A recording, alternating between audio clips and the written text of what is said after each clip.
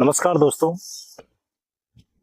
आज की इस वीडियो में हम बात करेंगे खरीफ सीजन में लगाई जाने वाली सबसे महत्वपूर्ण जो फसल होती है, सबसे ज्यादा जो लगाई जाती है हमारे राजस्थान में, वो होती है बाजरे की फसल।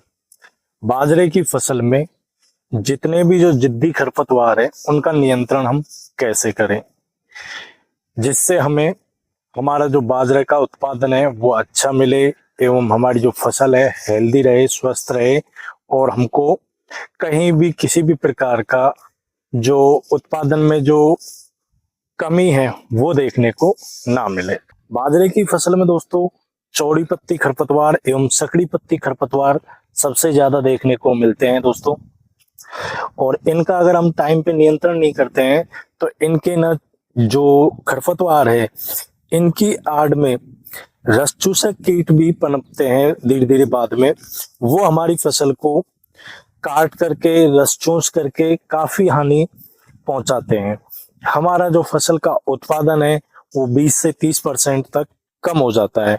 अगर हम टाइम पे हम खेतों में बाजरे की जो फसल है इसमें खरपतवार नियंत्रण कर लेते हैं तो हमको उत्पादन है वो 20 से 30% अधिक मिलेगा और हमारी जो फसल है वो बहुत ही ज्यादा हेल्दी रहेगी, अच्छी रहेगी और हमारी फसल में जो इंसेक्ट जो भी लगते हैं उनका प्रकोप नहीं होगा।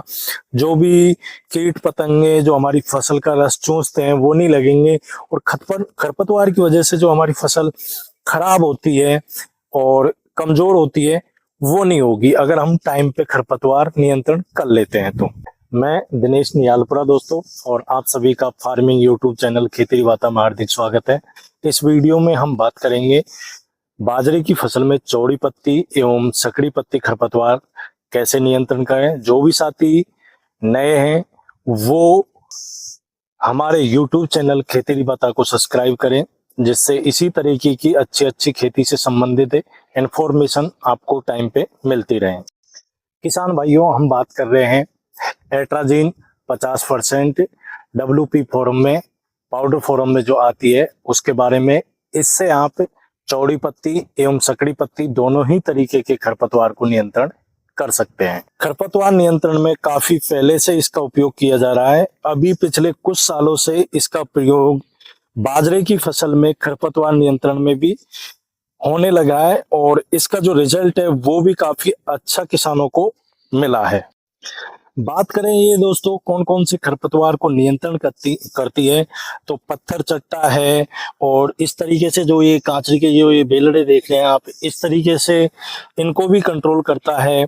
लेहसुआ है, ये देखो दोस्तों ये लेहसुआ है, इसको भी ये कंट्रोल करता है। गोखरू है और जंगली चौड़ाई है, पथुआ है, दूधी है, जो रोकड़ी छोटे मोटे जो भी खरपतवार होते हैं उनको ये नियंत्रण करती है। किसान भाइयों, ये जो खरपतवार है इनका अलग अलग राज्यों में अलग अलग एरियाओं में अलग अलग नाम हो सकते हैं, तो आप इसमें बिल्कुल भी कंफ्यूज ना हो दोस्तों।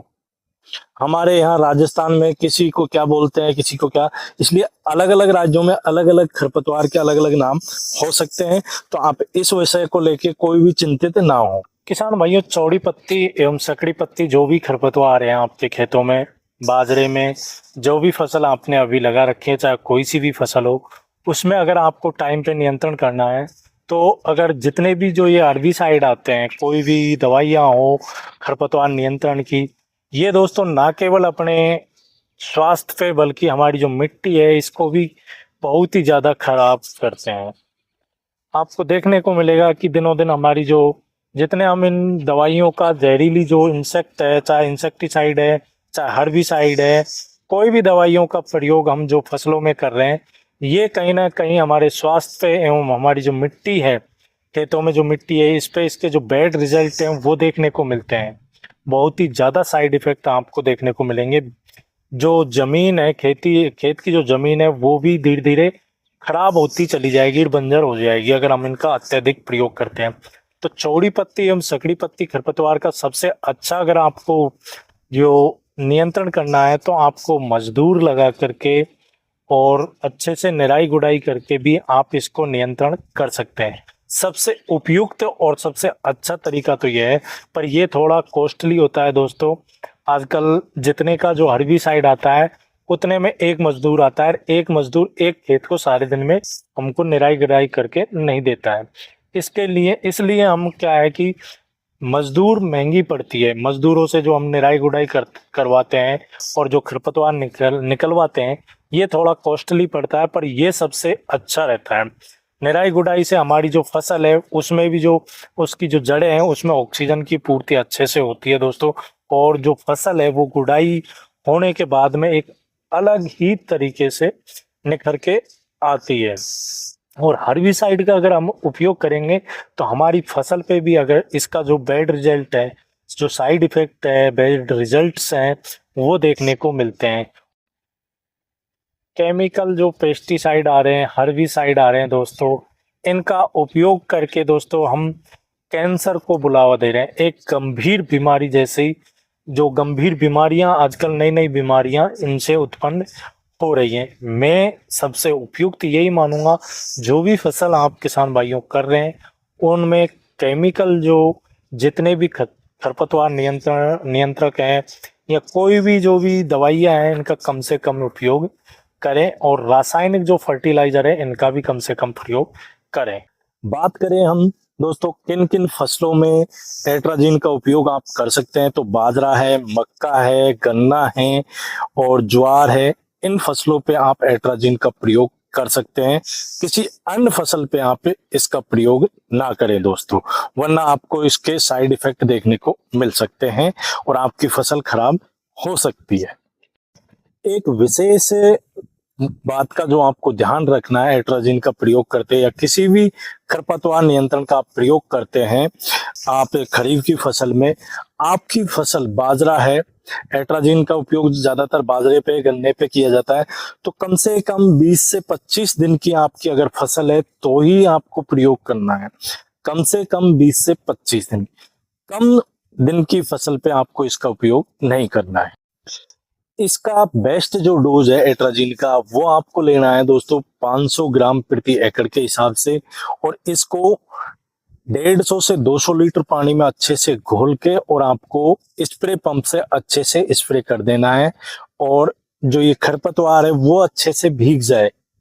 इसका सबसे अच्छा रिजल्ट स्प्रे में मिलता है। काफी लोग क्या है दोस्तों यूरिया खाद में मिलाकर भी देते हैं, उससे काफी अच्छा है। काफी बार देखने को मिलता है कि हमारी फसल में तो दोस्तों कि भाई खरपतवार नियंत्रण ही नहीं हुआ है, हमने भी स्प्रे जो एट्राजिन जो खरपतवार नाशी है इसका उपयोग किया था। वो इसीलिए नहीं मिलता है कि आप यूरिया में मिला करके भी डालते हैं, स्प्रे से इसका बहुत ही अच्छा रिजल्ट देखने को मिलता है। इसका बेस्ट डोज जो आपको लेना है मैं दोबारा बता रहा हूं दोस्तों, 500 ग्राम प्रति एकड़ के हिसाब से 150 से 200 लीटर पानी में अच्छे से घोल मिला के और इसका अच्छे से स्प्रे आपको करना है। इस वीडियो में हमारे द्वारा दी गई जानकारी किसान भाइयों आपको अच्छी लगी तो हमारा फार्मिंग यूट्यूब चैनल खेती बाता सब्सक्राइब करें।